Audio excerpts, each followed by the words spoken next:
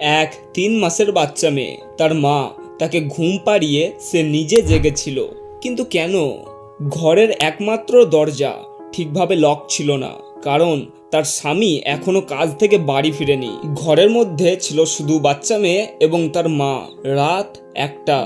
অবশেষে দোলনার পাশেই বিছানা করে সারাদিনের পরিশ্রম নিয়ে তার মাও ঘুমিয়ে পড়ে। রাত 2:30 বাজে। কিছু থালা বাসন পড়ে যাওয়ার আওয়াজ শুনে বাচ্চার মা জেগে যায়। সে উঠে বসে আর দেখে বাঁ ধারে কিছু থালা বাসন পড়ে আছে। তার সামনে ছিল ঘরের একমাত্র দরজা, সেটা এখন একেবারেই খোলা আছে। তার ডান দিকে একেবারে হাতের কাছেই সে দেখে বাচ্চার দোলনা তো আছে, কিন্তু বাচ্চা নেই। এই ঘটনা শুনে আমাদের সবার সাবধান হয়ে যাওয়ার দরকার। আপনাদের সবাইকে স্বাগতম, কারণ এটা হলো the case of killer trunks.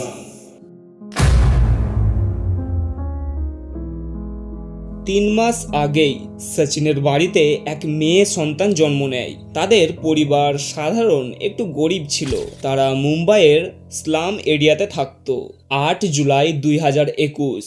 সময়টি ছিল গরমের এবং তার সাথে লেগেছিল করোনা ভাইরাসের লকডাউন। তাই বাড়ির পুরুষ মানুষ সেই সময় ঠিকভাবে কাজে যেতে পারতো না। তাদের কাছে টাকা পয়সার খুবই টান ছিল। সেদিন রাত প্রায় 9:30টার সময় বাচ্চার মা বাচ্চাকে দুধ খাইয়ে দেয়, তারপর দোলনাতে ঘুম পাড়িয়ে দেয়। বলেছিলাম সময়টি ছিল গরমের, তার ওপর দিয়ে আবার কারেন্টও ছিল না, তাই তারা দরজা জানালা খোলা রেখেই ঘুমোতে চলে যায়। গরমের জ্বালাতে বাচ্চার মায়ের ঘুম তো একদমই আসছিল না।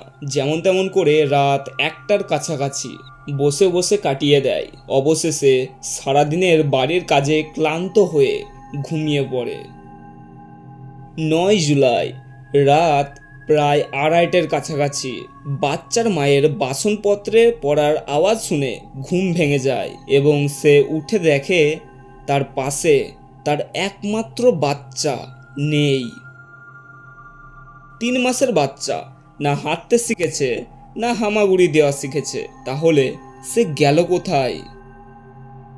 তার মা কাঁদতে কাঁদতে তাকে এদিক ওদিক খুঁজে বেড়ায়। তার আওয়াজ শুনে আশেপাশের সকল মানুষের ঘুম ভেঙে যায়। সেই বাচ্চার খোঁজে প্রত্যেক ঘর বাড়ি তল্লাশি নেয়। দেখতে দেখতে ভোর হয়ে যায়।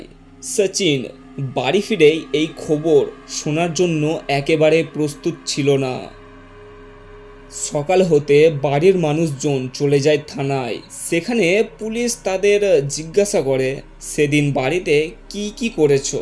তাদের সাথে সেদিনকার রুটিন জিজ্ঞাসা করা হয়। কোনো নতুন মানুষ কি তোমাদের বাড়িতে এসেছিল?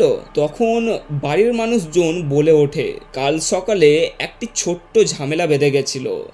সচিনের বাড়িতে বাচ্চা হয়েছে সেই খবর পেয়ে কানাইয়া আর কানু বাচ্চা নাচাতে এবং আশীর্বাদ করতে এসেছিল। তারা বাচ্চা কোলে নিয়ে আশীর্বাদ করার পর 1101 টাকা, একটি নারকেল এবং একটি শাড়ি দক্ষিণা চাইল। এদিকে সেই সময় লকডাউন চলছিল, কাজকর্ম বন্ধ ছিল, তাই কারণে পরিবারের ফাইন্যান্সিয়াল কন্ডিশনও খুব ভালো ছিল না। তারা শুধু 200 টাকা, একটি নারিকেল এবং একটি শাড়ি দক্ষিণা দেয়। তখন কানু জেদ ধরে বসে পড়ল। সে বলে, আমার পুরো টাকা চাই। পরিবারের মানুষ তাকে ভালো করে বোঝায়, কাজকর্ম শুরু হয়ে গেলে তাকে টাকা দিয়ে দেবে। এতে কানু খুবই রেগে যায় আর যেতে যেতে বলে, গত 5-6 দিনের মধ্যে আমি এক এমন কাণ্ড করে বসবো যেখানে সকল পরিবার আমাকে মনে রাখবে। এই ধমকি তারা অত সিরিয়াসভাবে নেয়নি যত নেওয়ার ছিল। मेरा बच्चा 9 बजे एक चक्का आया था। 9 बजे चक्का आके मेरे को बोला, तेरा पैसा दे, तेरा घर में पूती आए, तेरे को मैं 200 रुपये दिया है, अभी मैं नहीं पैसा दे सकती, करोना लगा है, काम धंधा नहीं है। পুরো ঘটনা বোঝার পর পুলিশ সিসিটিভির দ্বারায় কানুর চেহারা আইডেন্টিফাই করে সকল স্থানে কানুর পোস্টার ছাপিয়ে দেয়। পুলিশ কানুর বাড়িতেও যায়, কিন্তু সেখানে তাকে পাওয়া যায় না। অন্যদিকে কানুর কোনো এক সঙ্গী কানুকে বলে, পুলিশ তোকে খুঁজে বেড়াচ্ছে। তার উত্তরে কানু খুবই সাহস দেখিয়ে বলে, আমি কোনো পুলিশকে ভয় পাই না। তারপর সে নিজেই থানায় চলে যায়। এদিকে কানু যখন থানায় পৌঁছায়, অন্যদিকে পুলিশ এক নোংরা খালের ধারে পড়ে থাকতে দেখে একটি বাচ্চার লাশ।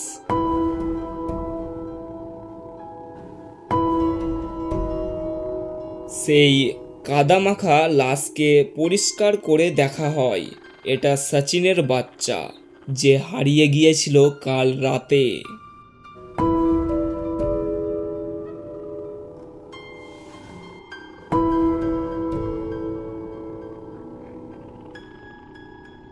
পোস্টমর্টম রিপোর্ট দেখে জানা যায় তাকে নির্যাতন করা হয়েছে।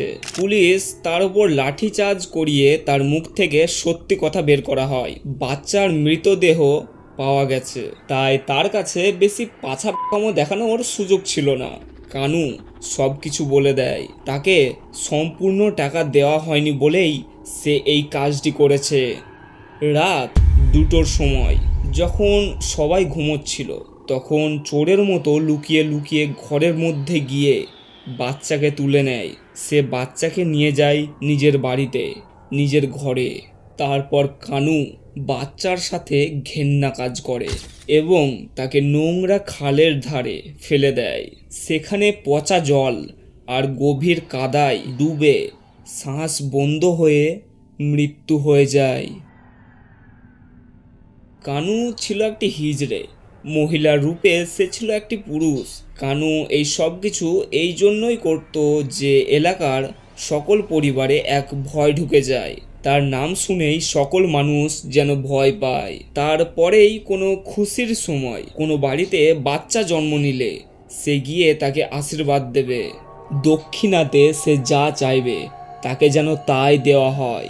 26শে ফেব্রুয়ারি 2024 মুম্বাইয়ের সেশন কোর্টে rarest of the rare case মেনে 24 বয়সের কানুকে ফাঁসির সাজা শোনানো হয়।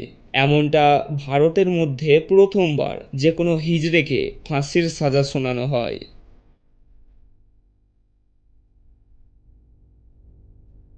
হিন্দু ধর্মে হিজড়েদের একটি আলাদা স্থান আছে, যেখানে তার আশীর্বাদ নিলে সন্তানের জীবন হাসি খুশি থাকে। কিন্তু এখানে কানু হিজড়া রূপে এক শয়তান, যার এই ঘেন্না পাপের কোনো প্রায়শ্চিত্তই নেই।